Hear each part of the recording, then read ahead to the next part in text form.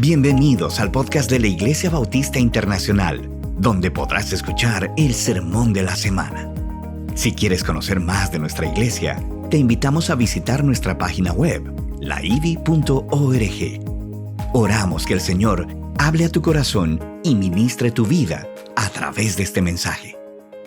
El día de ayer una gran cantidad de personas estuvo festejando, celebrando, y la noche anterior lo que llamamos tradicionalmente la Navidad. Y la civilización ha venido haciendo eso por años y años y años. Y la realidad es que nosotros celebramos no simplemente, por lo menos esa es la manera como debiéramos pensarlo, celebramos no simplemente el nacimiento de un niño, y ni siquiera el nacimiento del mismo Jesús como nacimiento plenamente, porque pudo haber nacido, pudo haber sido la persona y sin embargo pudo no haber logrado nada de lo que vino a hacer. Pero nosotros celebramos más que el nacimiento, es la razón por la que Jesús vino e hizo entrada a este mundo, de manera que podríamos decir que más que el nacimiento de Jesús celebramos la encarnación de la segunda persona de la Trinidad, que vino a una misión de emancipación en un mundo de perdición para un futuro de bendición. Déjame decir eso otra vez. La segunda persona de la Trinidad se encarnó con el propósito expreso. Él vino a una misión de emancipación en medio de un mundo de perdición para un futuro de bendición. De manera que nosotros celebramos en este tiempo nuestra liberación del cautiverio por medio de la persona de Jesús. Nosotros celebramos la llegada de la persona que pondría fin a la caída de la creación. Eso no es poca cosa. Nosotros celebramos en estos días el anuncio del libertador más grande de toda la historia, la persona que traería fin al dolor, al pecado y a la muerte. Esas son grandes verdades. La persona que vino a traernos libertad y por tanto es digno de celebrar. Ahora, lamentablemente, muchos han malentendido dicha libertad. Muchos no acaban de entender para qué fue que Cristo nos hizo libre o de qué fue que Cristo nos hizo libre. Y este mensaje le da continuidad entonces al mensaje anterior e introduce el próximo mensaje del domingo siguiente, primer domingo del año. Y con eso yo quiero que podamos leer este texto corto del libro de la epístola a los Gálatas, capítulo 5, del versículo 13 al versículo 16, y que mientras tú lo leas, tú puedas entender en parte cuál fue la libertad a la que Cristo compró para nosotros, y en parte algunas de las implicaciones mayores de lo que implicó hacernos libres. Gálatas 5, del 13 al 16. Porque hermanos, ustedes hermanos, a libertad fueron llamados. Sí, eso es cierto. Solo que no usen la libertad como pretexto para la carne, sino sírvanse por amor los unos a los otros. Porque toda la ley en una palabra se cumple en el precepto: amarás a tu prójimo como a ti mismo. Pero si ustedes se muerden y se devoran unos a otros, tengan cuidado, no sea que se consuman unos a otros. El texto que yo acabo de leer tiene dos ideas principales. Hay una idea que tiene que ver con nuestra libertad, pero hay otra idea que está como contrapeso, que tiene que ver con el amor de los unos por los otros. Yo creo que es importante que nosotros volvamos a hablar del concepto de libertad que hablamos el domingo anterior y del mal entendimiento que muchos tienen de esa libertad, porque un mal entendimiento de esa libertad me lleva a una mala aplicación del amor, y ese es precisamente el título de mi mensaje. Cuando una libertad mal entendida termina en un amor mal aplicado. Cuando una libertad mal entendida termina en un amor mal aplicado. Dijimos la semana pasada que Cristo vino a darnos libertad del pecado, de la muerte, de la ley. Pero en esencia, Cristo vino a darnos libertad de nuestra naturaleza pecadora y por consiguiente, al darnos libertad de nuestra naturaleza pecadora, Cristo con eso estaba tratando de brindarnos un vivir en abundancia, con plenitud de gozo, sin quejas, ni murmuraciones, ni lamentos. Ahora estamos hablando de libertad, un mundo donde yo pueda vivir en plenitud, con gozo, sin quejas, ni murmuraciones, ni lamentos, en espera de la vida venidera. Ahora, para vivir de esa manera, Cristo tendría que libertarnos de una serie de cosas que nos roban la libertad que Él compró. Tendría que libertarnos de nuestras inseguridades para comenzar, de nuestros temores. No puedo vivir en libertad lleno de temor. De nuestros orgullos, resentimientos, amarguras, desaciertos, culpas, incertidumbres, egoísmos, celos, envidias. Nada de eso puede permitir que un hijo de Dios viva en libertad. Ahora estamos entendiendo qué tipo de libertad fue la que Cristo vino a comprar. Porque todo eso que yo mencioné es característico de la naturaleza pecadora, y como Él vino a libertarnos de la naturaleza pecadora, en esa liberación yo encuentro mi libertad. Escucha al apóstol Pablo en el capítulo 5, versículo 13 de la epístola a los Gálatas. Pues ustedes, mis hermanos, han sido llamados a vivir en libertad. Lamentablemente, esta libertad ha significado diferentes cosas para diferentes personas, pero no en la Biblia. De manera que la mayoría de las personas entienden su libertad en términos individuales. Mi libertad. No la libertad de la raza humana, no la libertad de los elegidos de Dios, no, mi libertad. Algo que en ningún lugar de la Biblia tú logras encontrar o definir. Los autores de este libro que le mencioné el domingo pasado, The Cross Before Me, La Cruz Delante de Mí, Rankin Wilbourn y Brian Greger, ellos dicen lo siguiente: la iglesia se ha beneficiado enormemente de las libertades religiosas en Estados Unidos, pero una forma falsa de libertad puede convertirse rápidamente en un ídolo.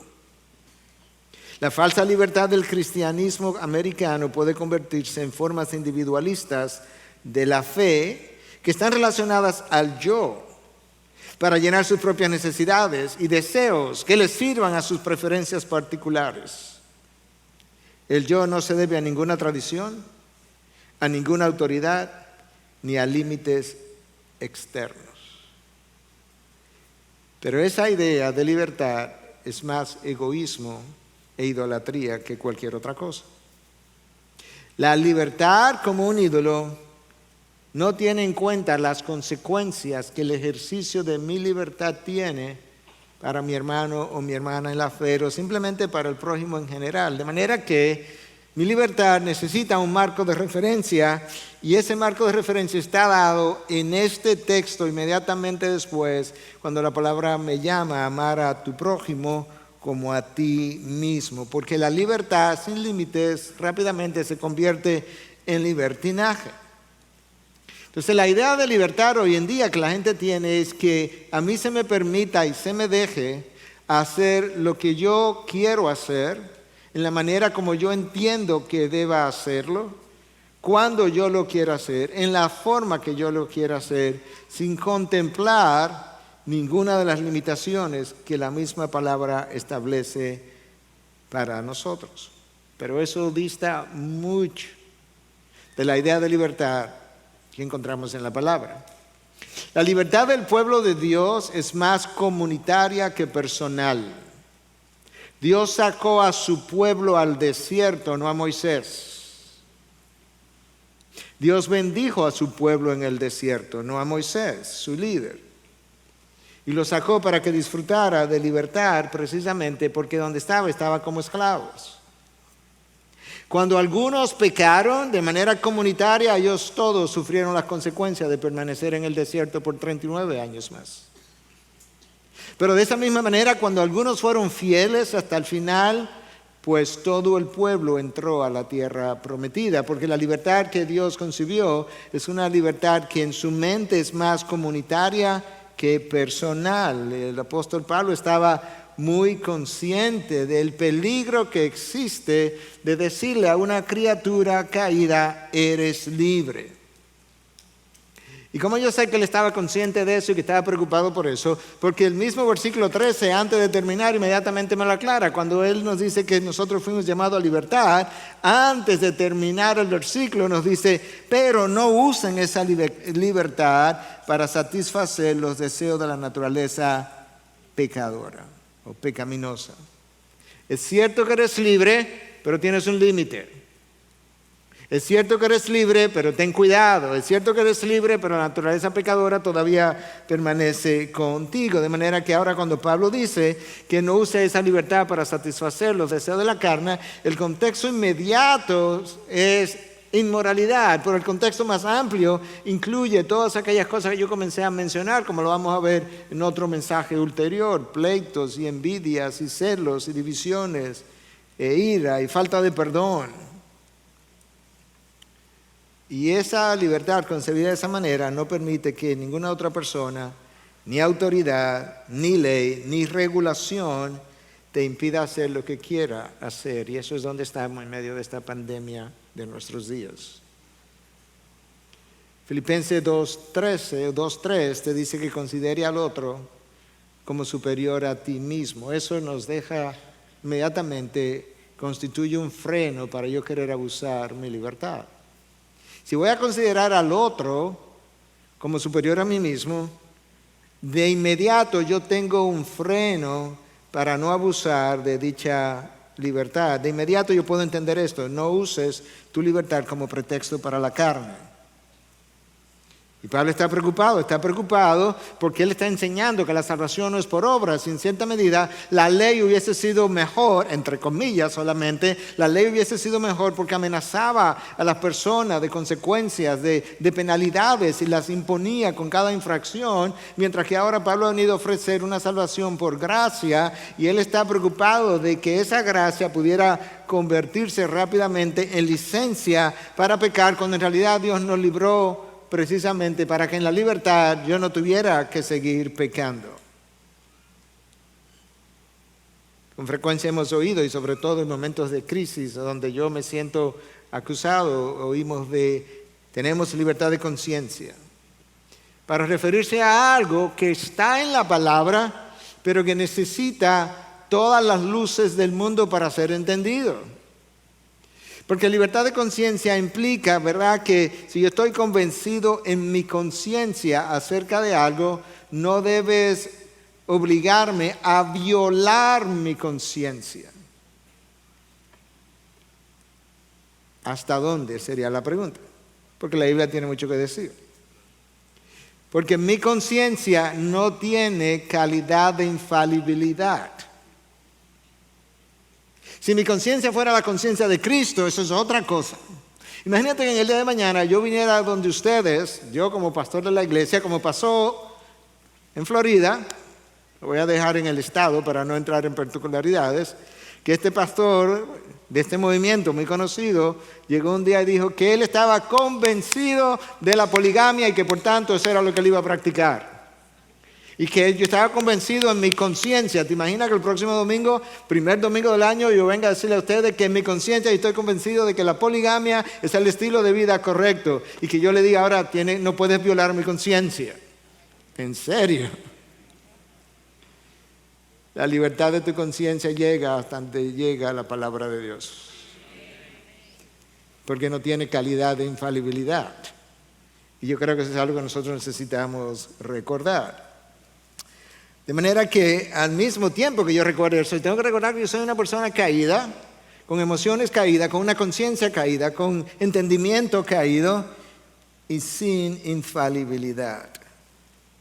Tengo que recordar incluso, entendiendo, ¿verdad?, tratando de entender al apóstol Pablo y tratando como de exponer y aplicar esto que él dice: ten cuidado de que no vayas a usar tu libertad como pretexto para la carne, inmediatamente después que él dice: a libertad nos llamó Cristo. Tengo que recordar que con frecuencia mis decisiones revelan los deseos de mi corazón.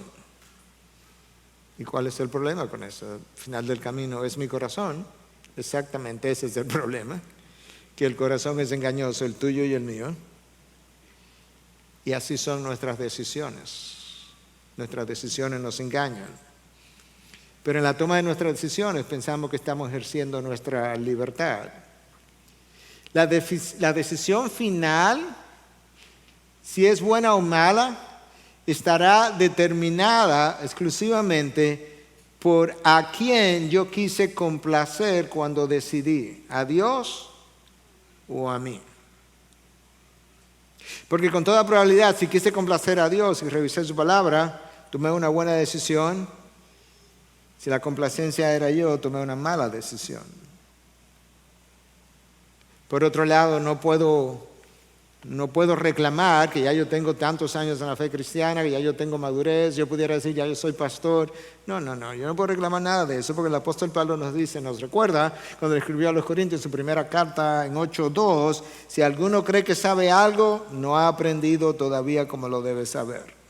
En otras palabras, el pastor tampoco puede reclamar infalibilidad. Todos estamos en un proceso de crecimiento, de aprendizaje, de iluminación, de entendimiento. Y por tanto, cualquiera de nosotros pudiera necesitar que otros nos ayuden a tomar ciertas decisiones cuando las cosas a mí no me parecen claras o a mí me parecen que pudiera ir en contra de los lineamientos de la palabra. Por eso el apóstol Pablo dice, ustedes han sido llamados a libertad, pero tengo que entender a cuál libertad. ¿Y libertad de qué y de cómo y de cuándo? No usen esa libertad para satisfacer los deseos de la carne. Al contrario, Pablo inmediatamente como que trae el contrapeso. Que Pablo me está diciendo, no es solamente la naturaleza pecadora que todavía permanece en ti, su entendimiento de la presencia de esa naturaleza que debe ayudarte a entender que no puedes ir rápido y no puedes ir sin límites, sino que esto es lo que debes también tener en mente. Al contrario, usen la libertad para servirse unos a otros por amor. Ahora estamos hablando. Ahora estamos entendiendo. Es que sin esa libertad yo no sirvo al otro. Sin esa libertad yo me sirvo a mí mismo. Sin la libertad que Cristo compró para mí, lo único que a mí me queda es el yo, mi egoísmo, mi egocentrismo, mi narcisismo. Y Pablo está diciendo, oye, te libraron, te libertaron, te dejaron libre. No es para que sigas consumiendo todo lo que consumes para ti. Al contrario, te dejaron libre para que le sirvas a otros. Ahora tú tienes esa libertad. Ah, pastor, pero así no. ¿Qué libertad es esa? La verdadera libertad. Escucha lo que los autores de este libro, que vuelvo a citarte, The Cross Before Me, La cruz delante de mí, dicen lo siguiente con relación a esto. La razón primaria por la que los cristianos necesitan rechazar esta visión individualista de la libertad es porque es completamente no bíblica. De hecho, en inglés dice antibíblica. En ningún lugar la Biblia habla de libertad de una forma individual y radical.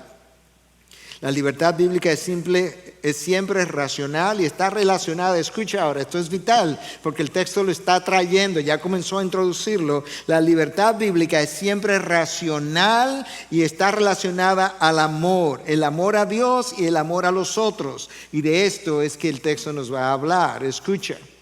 Ya te dije, como Pablo dice, que al contrario, en vez de usar la libertad para nosotros darle rienda suelta a la carne, dice al contrario, úsenla para servir a otros, servir los unos a los otros. Es el versículo 13, versículo 14, porque toda la ley en una palabra se cumple, en el precepto, ama a tu prójimo como a ti mismo. ¿Notaste cómo Pablo une el concepto de libertad con el concepto de amor? Cristo, el más grande emancipador de la historia, produjo mi libertad, pero las implicaciones de mi libertad es que ame al otro y le sirva al otro. Lo increíble de Pablo en este texto es que recuerda que Cristo vino y nos resumió la ley en 2 mandamientos y ahora Pablo, gracias a Dios por inspiración de Dios, nos resumió la ley en un mandamiento. Ustedes me han oído decir múltiples veces que Dios nos ha simplificado la vida y nosotros la complicamos. Aquí está simplificada al máximo. Cristo viene y dice, toda la ley se resume en dos cosas. Ama a Dios con toda tu alma, toda tu mente, toda tu fuerza y al prójimo como a ti mismo. Esto resume toda la ley y los profetas. Y me han oído decir que el resto de la Biblia es como un pie de página eso. Y oye lo que Pablo dice ahora, versículo 14.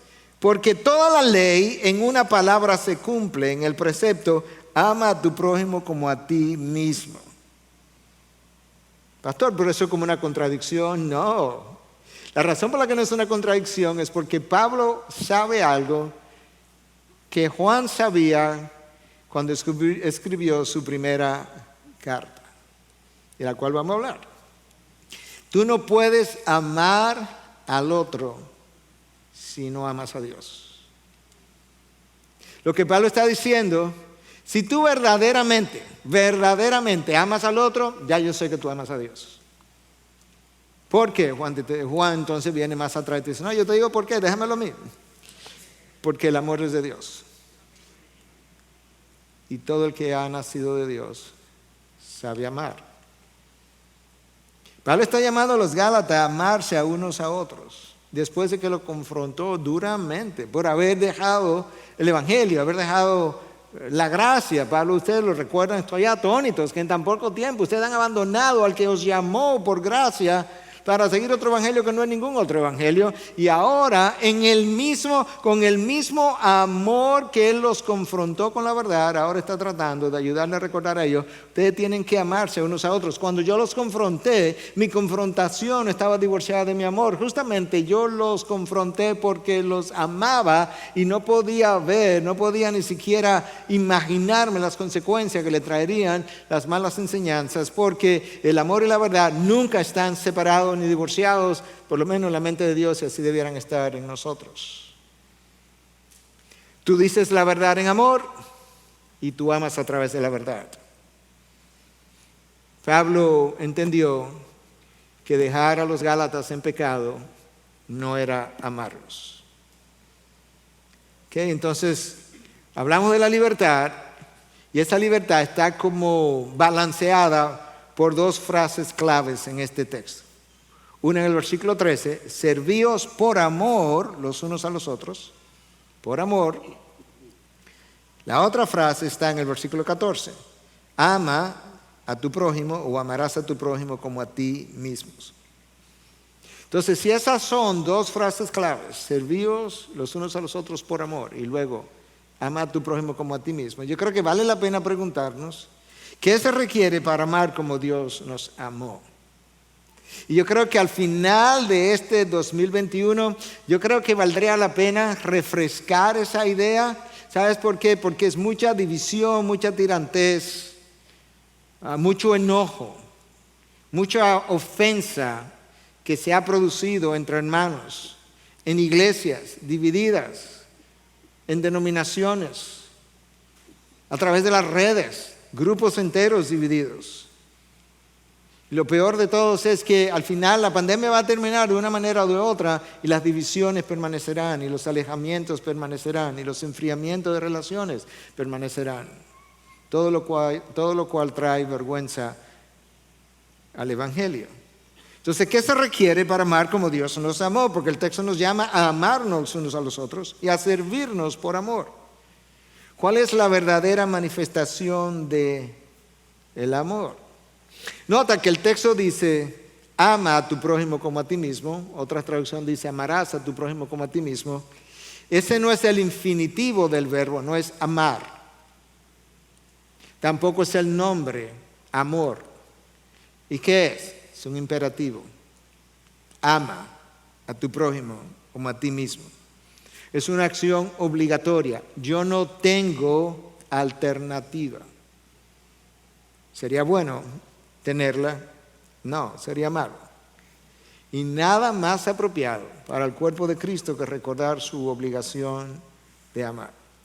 De manera que ahora Pablo no se está enfocando en los falsos maestros y el daño que estaban haciendo y la destrucción que estaban causando. No, él se está enfocando ahora en el cuerpo de Cristo, los verdaderos creyentes, los elegidos de Dios, el remanente, los que han nacido de nuevo, y le está hablando a ellos. Porque ellos son los únicos que verdaderamente pueden amar. Ningún otro puede amar en la manera como la Biblia nos llama a amar. De tal forma que Pablo está ayudándole a entender que el amor al otro debe llevarme incluso a limitar mi libertad. Una y otra vez tú ves eso en la carta a los Corintios de parte de Pablo, cuando Pablo le dice en el capítulo 8 de la primera carta con relación a comer carne sacrificada a los ídolos. Había una tirantez, cierta división. Algunos creían que se podía comer carne sacrificada a los ídolos, otros creían que no se podía comer carne sacrificada a los ídolos, como hoy. Unos creen que debemos vacunarnos y otros no. ¿Sí o no? Sí, se pueden reír porque esa es la realidad. Y Pablo dice, ¿sabes qué? Si comer carne sacrificada a los ídolos es un problema para tu hermano, por amor a tu hermano, no te la comas. Cómetela en otro sitio, otro día. Esto no es tan necesario. ¿Por qué, Pablo? Por amor. Tú puedes ver que Pablo está llamando a los corintios, a aquellos que entienden que tienen una conciencia más madura, a que limiten su libertad. De manera que si amar es tan vital para el cuerpo de Cristo, yo creo que la pregunta continúa en el aire todavía. ¿Qué se requiere para amar como Dios nos amó? ¿No sería bueno como que en el año 2022, ahora que vamos a entrar en unos días, como que tú hagas un compromiso de que en este año tú vas a cultivar el amor a la manera como Dios te amó? ¿No sería eso bueno? Piénsalo, ¿no sería bueno? Ok, de este grupo están como más claro y comprometido. Este grupo tiene que comprometerse. Pero al final del mensaje yo creo que todos digan amén. Escucha a Juan. Amados, ya ahí tú sabes que le está hablando a hermanos. Amémonos unos a otros, porque el amor es de Dios. Escucha ahora, porque esto es vital. Porque todo el que ama es nacido de Dios. Y conoce a Dios. El que no ama, no conoce a Dios, porque Dios es amor. Wow. Juan vino como en buen dominicano por la goma. 2 requisitos para amar como Dios ama. Tiene que nacer de nuevo, tiene que conocer a Dios. Obviamente la persona que nace de nuevo hoy, mañana no está amando como Dios amó, porque tú tienes que comenzar a crecer a la imagen de Dios. Pero al mismo tiempo pudiéramos decir, el que nace de nuevo hoy, mañana no puede decir, no, yo conozco a Dios. No, él va a comenzar a conocer a Dios, por lo menos de manera íntima. Pero es imprescindible desarrollar una relación con Dios para que en esa relación con Dios tú puedas aprender acerca de Dios e incluso pueda amar como Dios ama. La imagen que nosotros tenemos de Dios es vital al resto de tu vida cristiana. La manera como mi mente concibe a Dios, la manera como mi mente y mi corazón han llegado a conocer a Dios determina el resto de la calidad de mi vida cristiana, sin lugar a dudas. Es la imagen que tengo de Dios la que determina incluso cómo yo amo. Diferentes teólogos han dicho la misma cosa. La mayoría de los problemas de las personas se deben a una imagen distorsionada de quién es Dios. Si la imagen de Dios está distorsionada, todo estará mal, dependiendo de cuán distorsionada. Si la imagen de Dios está bien, en sentido general, todo estará bien. Y Juan afirma categóricamente que para amar como Dios ama, se requieren 2 cosas. Tiene que nacer de nuevo y tiene que conocer a Dios. Tú sabes que muchas personas tienen una marca de nacimiento. Yo no tengo una, yo tengo una marca, pero no de nacimiento. Pero hay personas que tienen una marca de nacimiento. Puede ser un lunar, puede ser un área hiperpigmentada. Ese no fue que tuvo un deseo durante el embarazo y se puso la mano en un lugar. Pero tiene una marca y a veces alguien ha dicho, no, yo sé que esa persona es esa persona porque yo conozco esa marca y sé distintivamente cómo luce. De hecho, aún en fotos y para identificación de criminales y demás, eso se ha usado. Bueno, el cristiano que ha nacido, la persona que ha nacido de nuevo, él tiene una marca de nacimiento. De acuerdo a Juan. Y su marca es que él sabe amar. Pero no lo encuentro. Bueno, quizá todavía no conoce a Dios como debe conocerlo. Pero es una marca, es como, algunos lo tienen casi como un ícono. Algunos de ustedes conocen la marca de ropa por el ícono, ¿verdad? Un caballito es una cosa y así sucesivamente. Bueno, resulta que esa marca, ese ícono distintivo del cristiano, de acuerdo a Juan, es el amor por el otro. De hecho, Juan continúa a lo largo de toda su primera carta arrastrando este tema y realmente apretando, por así decirlo, al cristiano para que pueda entender cosas que de verdad nosotros no acabamos de entender. Esa es la razón por la que el apóstol Pablo, cuando habla en 1 Corintios 13, dice, oye, tú puedes tener un PhD, tú puedes hablar en lengua, tú puedes profetizar, tú puedes ser la gran maravilla. Pero oye, es una cosa, si tú no amas, nada de eso te sirve de nada. Yo no creo que nosotros le damos al amor al otro la importancia que la palabra de Dios le da. Escucha lo que Juan dice ahora en su primera carta, en 3:10. En esto se reconocen los hijos de Dios. Ok, aquí viene el ícono, la marca distintiva de nacimiento. En esto se reconocen los hijos de Dios y los hijos del diablo. Juan. Todo el que no practica la justicia no es de Dios. Tampoco aquel que no ama a su hermano. ¿Y de quién es? Bueno, solamente nos dieron 2 partidos al cual tú puedes pertenecer ahí. Hijo de Dios, hijo del diablo. Hay una forma de ser hijo de Dios, o mejor dicho, no hay una forma de ser hijo de Dios y no amar, de acuerdo a Juan. Porque Dios, esto es lo que ocurre, hermano, mira qué es lo que ocurre. Dios pone su espíritu en ti. Y el primer fruto del espíritu es amor. Esa es la razón por la que a veces tú conoces a un cristiano por primera vez, como a la media hora, tú estás hablando con él o con ella y parecería como que se conocen hace mucho tiempo, porque hay un fruto del Espíritu que ha sido producido en uno y en el otro que inmediatamente hacen como un clic.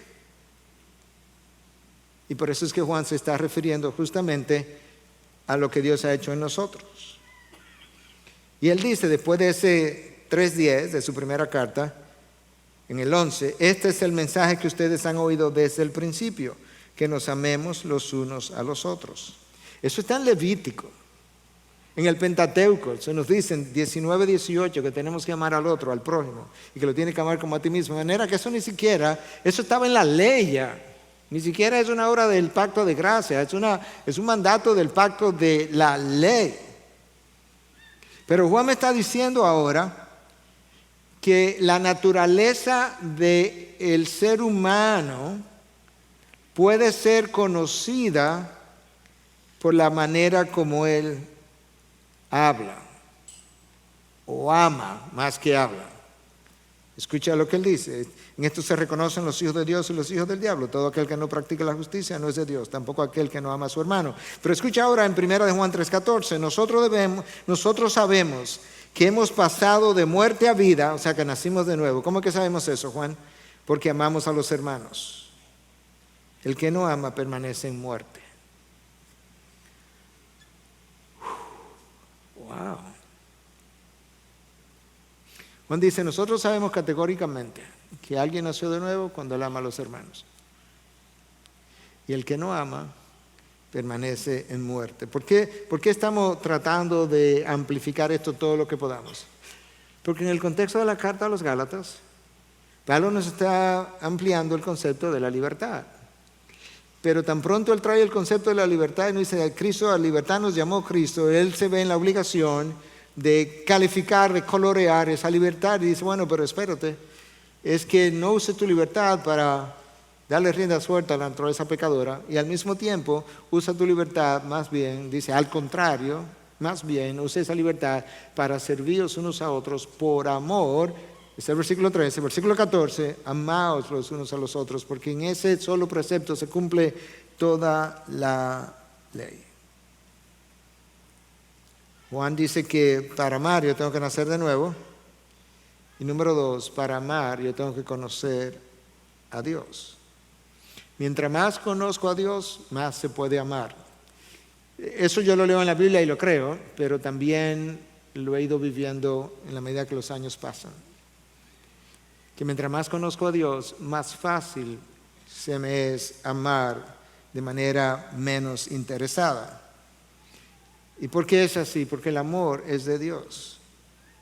Y cuando conoce a ese Dios de manera distorsionada así yo amo. Entonces, ¿de qué manera entonces la imagen de Dios ayuda a amar? Escucha. Mientras mejor vemos a Dios, esto es como un trabalengua, pero lo voy a hacer al paso. Mientras mejor vemos a Dios, peor nos lucimos nosotros. No ustedes, yo. Mientras peor lucimos, más humildes somos y menos egocéntricos y por tanto más dados a amar. Mientras menos se conoce de Dios, más distorsionada luce su imagen. Mientras más distorsionada luce la imagen de Dios, mejor yo luzco. Esa es la razón por la que yo luzco también a veces. Porque es que tengo una imagen distorsionada de Dios y un Dios pequeño y un Dios bajito aquí abajo. Entonces yo luzco más o menos bien. Mientras mejor yo luzco, peor lucen ustedes. ¿Te das cuenta? Y mientras peor ustedes lucen, más dificultad yo tengo en amarlos. Mientras peor ustedes lucen, menos motivación yo tengo para amarlos. Pero cuando yo no luzco tan bien, porque Dios luce grande, ustedes y yo lucimos como más o menos iguales y no me queda opción que amarte, porque estamos en la misma barca. ¿Me va siguiendo o no me va siguiendo? Dios ama sin que haya nada atractivo en nosotros. Pero eso no somos nosotros. O sea, nosotros amamos cuando alguien me atrae, usualmente su físico, o su trato, sus formas, su amabilidad, su forma gentil de hablar o su voz dulce, o alguien que cambió y ahora su cambio me resulta atractivo.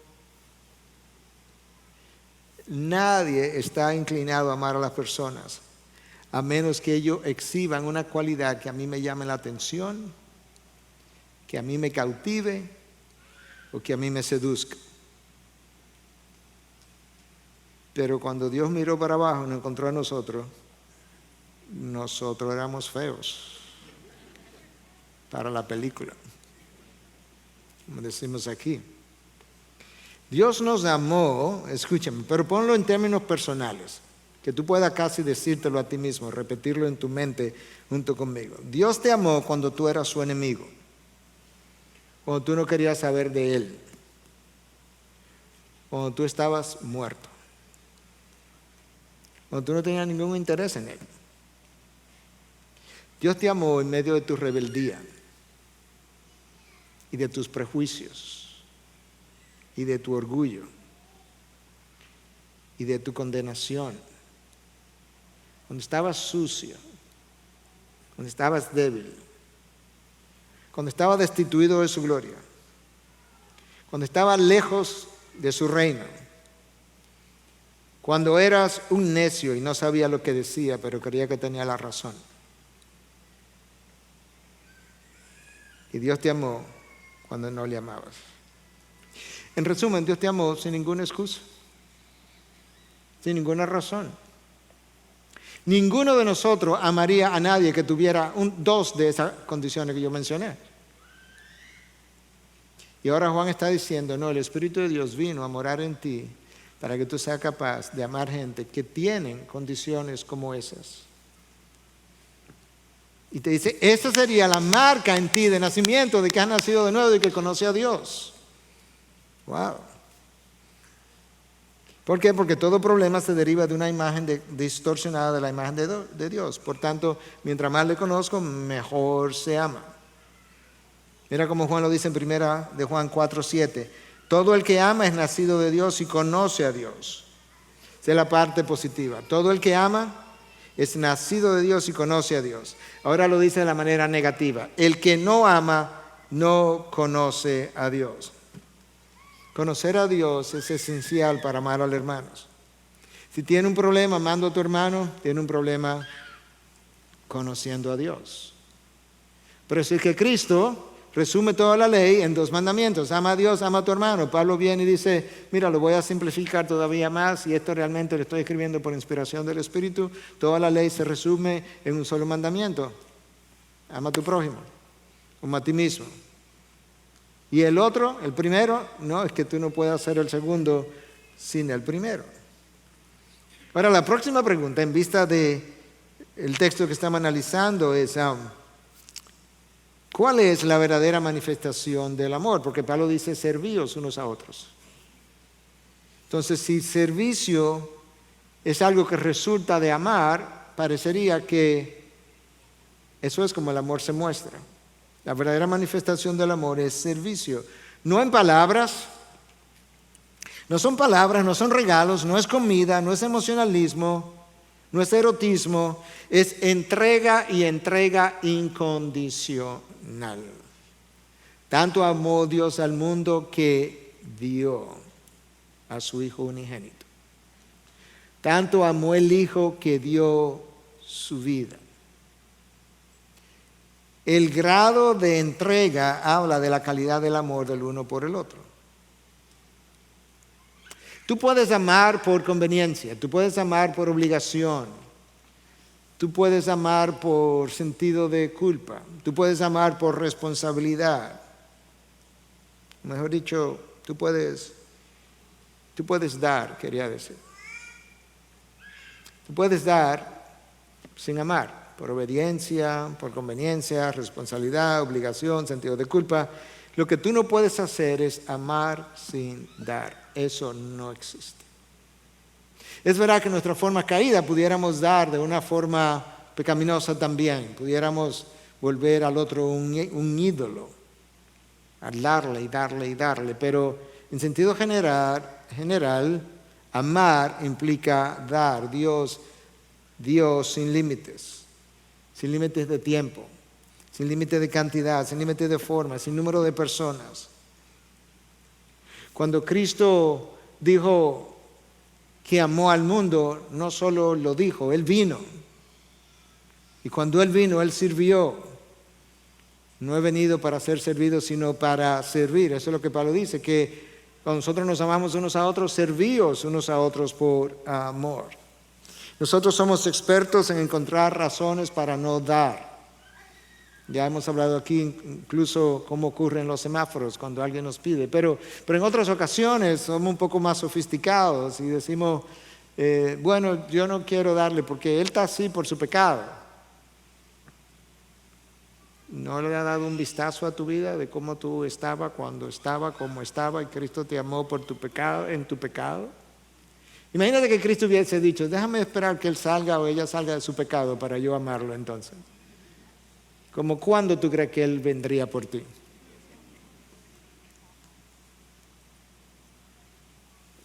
Todavía en nuestra desobediencia es en mi pecado que Cristo me ama. Y Cristo vino y no reclamó derecho en esta sociedad en la que vivimos hoy, que todo el mundo tiene derechos y reclama derechos. Eso es más típico de la carne, no fue tan típico de Cristo. De hecho, Él no reclamó su derecho ni al nacer, ni al vivir, ni al morir. Al nacer, en un establo. Al vivir, no tenía una almohada donde recostar su cabeza. Y al morir, en una cruz. Al morir, murió con una corona, pero de espina. Al vivir, lavó los pies al nacer, los animales le rodearon. Eso no eran sus derechos, sus privilegios, sus prerrogativas. Pablo, yo creo que está imaginándose que aquí hay un grupo de falsos maestros enseñando una salvación por obras, y aquí está él enseñando una salvación por gracia, y que habían creyentes genuinos que habían sido engañados, pero que había que sacarlo del error, y creyentes genuinos que tenían los ojos abiertos y que probablemente ellos estaban peleando entre sí. Lo más probable es que Pablo escuchó rumores o noticias de que ya eso estaba pasando por la manera como él cierra el versículo 16. Y es una manera como Pablo está diciendo, hermanos, ustedes van a tener que, la verdadera doctrina, la verdadera enseñanza, la verdad de la salvación por gracia a través de la fe y no por obras, ustedes van a tener que descubrirla, y después que la descubran, ustedes van a tener que amarse, y al amarse, perdonarse. Y volver a ser un solo cuerpo, de un solo sentir, de una misma mente. Y ustedes van a tener que cargar con las consecuencias del pecado del otro, porque eso fue lo que Cristo hizo, que cargó con las consecuencias del pecado tuyo y mío. Eso es perdonar. Perdonar es cargar con las consecuencias del pecado de otro. ¿Por qué pensamos que Pablo recibió noticia de que ya esto estaba pasando? Escucha, versículo 15. Pero si están siempre mordiéndose y devorándose unos a otros, tengan cuidado, corren peligro de destruirse unos a otros. Wow. La idea ahí en el original es de mordiéndose y devorándose, es de ese animal salvaje que va detrás de su presa, lo muerde, primero lo muerde, luego tira de él y luego consume lo que tiró, lo que le quitó de su cuerpo. Pablo está diciendo, si ustedes viven mordiéndose, tirándose, y luego consumiendo al otro, ustedes se van a destruir uno a otro. Eso no es libertad. No es para eso que Cristo le compró libertad. Así no es. Los conflictos humanos son típicos de nosotros, pero son típicos de nosotros porque el egoísmo es lo que domina la naturaleza humana. Si pudiéramos decir cuál es la columna central de la anatomía de la naturaleza pecadora, es una columna enorme llamada egoísmo. Y así entonces nosotros consideramos, y así consideramos al otro, y así amamos al otro conforme a nuestra percepción de la realidad. Y ¿sabes qué? No hay otra realidad que no sea la que yo perciba. De acuerdo a nuestras expectativas, nuestras metas, nuestros logros, nuestros valores, nuestras prioridades, nuestras creencias acerca de la vida, nuestras necesidades, en vez de yo llenar la necesidad del otro, nuestras preferencias. ¿Usted sabe cuál es la palabra clave ahí? Nuestras. Pero en todas esas nuestras, Cristo no está presente. Yo tengo que regresar a Cristo, porque mientras más seguro estoy en Cristo, menos conflictos yo genero. Mientras más humildes somos, más cedemos nuestras posiciones. Mientras más amamos, más sacrificamos en aras del otro. Escucha a Juan otra vez en el capítulo 4 de su primera carta, versículo 1 al 3. En el Evangelio de Juan, capítulo 4, del 1 al 3. Por tanto, cuando el Señor supo que los fariseos habían oído que él hacía y bautizaba más discípulos que Juan, aunque Jesús mismo no bautizaba, sino sus discípulos, salió de Judea y partió otra vez para Galilea. Ahí era que Jesús era grande. Jesús, el Maestro, el Alfa, el Omega, el principio, el fin, el Creador del cielo y la tierra, el que era, el que es y el que ha de venir, está bautizando. Bueno, sus discípulos estaban bautizando. Se comienza a rumorar que Jesús y sus discípulos están bautizando más que Juan. Y dice Jesús, hermanos, vámonos de aquí. Nosotros no vamos a prestar para crear esta división entre Juan el Bautista y yo. Yo puedo tener más rango que él, pero no se trata de eso. Vámonos para Galilea. Y se fue y dejó el lugar. se dio su derecho, se dio su lugar. Jesús todo el tiempo rehusó demandar lo que él sabía que era suyo.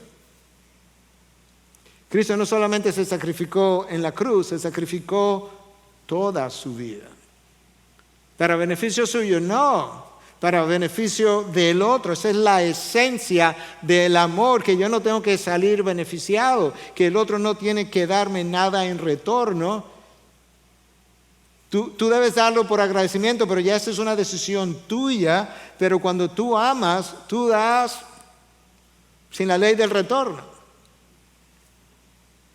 Ahora tienes que entender que muchas veces nosotros no amamos porque tenemos que ser honestos. El amor no es eficiente. La cosa más ineficiente del mundo es el amor.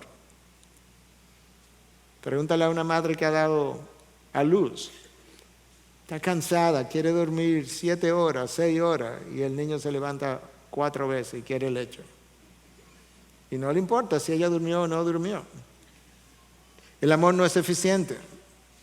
Eso dice Paul Miller en su libro Love Walked Among Us, o El amor caminó entre nosotros.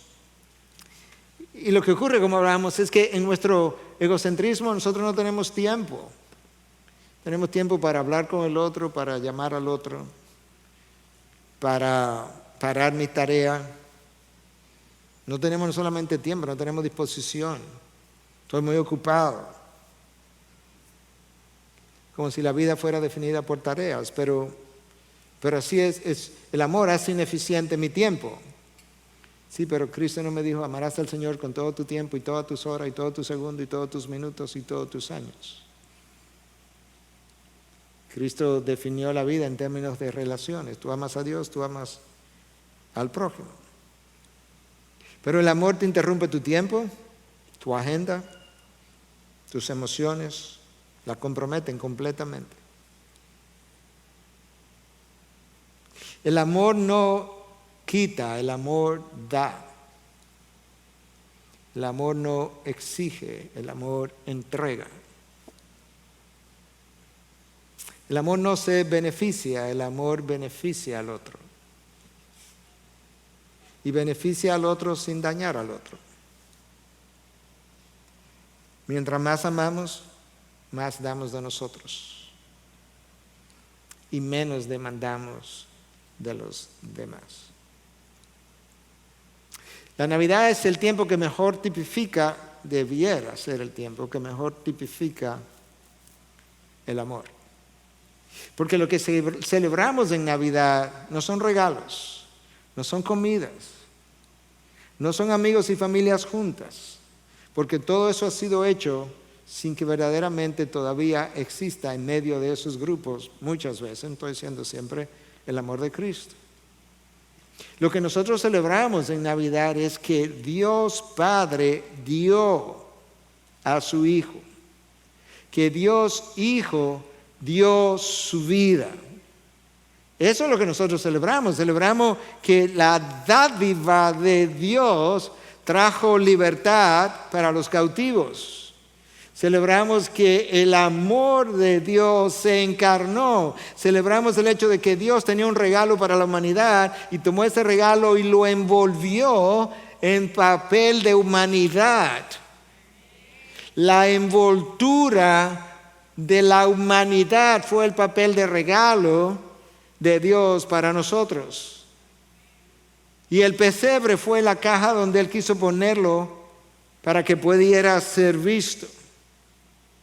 Y cuando ese regalo creció, Él pasó a ser la luz del mundo, el liberador de la humanidad, el sostenedor de nuestras vidas, el gozo en cada uno de nosotros. Él pasó a ser el modelo, el ejemplo.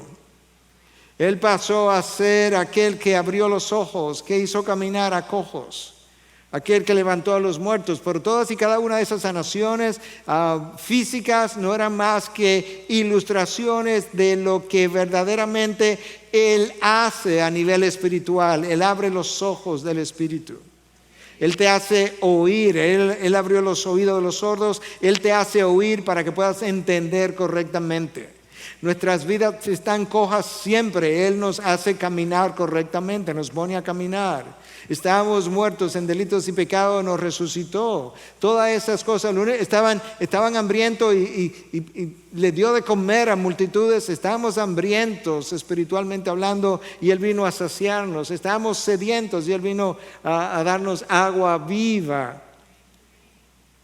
De manera que lo que tú y yo celebramos es una dádiva, es un regalo de parte de Dios en este tiempo. Y de esa misma manera nosotros debiéramos simplemente el resto del año, recordando lo que hicimos al final del año anterior, el resto del año debiéramos darnos de manera deliberada, de manera intencional al otro para enriquecer al otro, mejorar al otro, hacer crecer al otro, hacer lucir al otro más a la imagen de Cristo, ayudarle a conocer al Dios que quizás no conoce y no lo puede conocer si no lo ve en mí, no lo puede conocer si yo no le amo, y yo no puedo amarle si no conozco yo mismo a Dios.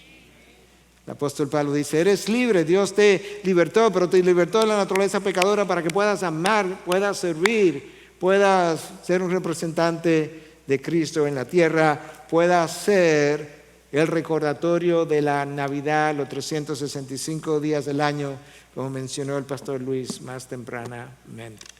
De manera que en el día de hoy yo quiero animarte a que puedas pensar en todo esto para que cuando entre el próximo año tú hayas hecho la decisión de que tienes que conocer mejor a Dios, porque tú necesitas amar mejor al otro, porque es la única manera como vas a reflejar que estás conociendo mejor a Dios, y es la única manera como puedes representar dignamente el reino de los cielos. Padre, gracias por tu dádiva. Gracias por tu Hijo. Hijo, gracias por tu vida. Gracias por tu sacrificio. Gracias por liberarnos. Gran libertador, emancipador que eres. Gracias por hacernos libres. Ayúdanos a vivir en esa libertad de tal manera que ahora no tengas, no posea todos estos celos y envidias y orgullos y resentimientos y amarguras y lamentos. Todo lo cual tú nos viniste a liberar de todo eso. ¿Y para qué? Para que tengan vida y la tengan en abundancia. Gracias, porque cuando dijiste mi paz os dejo, mi paz os doy, la única manera de experimentar esa paz es al vivir la libertad, la verdadera libertad que tú compraste. Ayúdanos a celebrarte ahora al final de este tiempo en Cristo Jesús. Su pueblo dice amén, amén.